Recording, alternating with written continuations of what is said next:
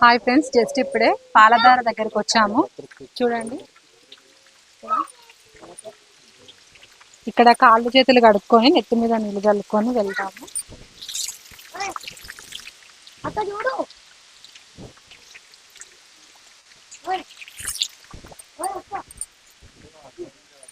ఇక్కడ మొత్తం లోయ చాలా బాగుందండి, సూపర్ గా ఉంది అసలు.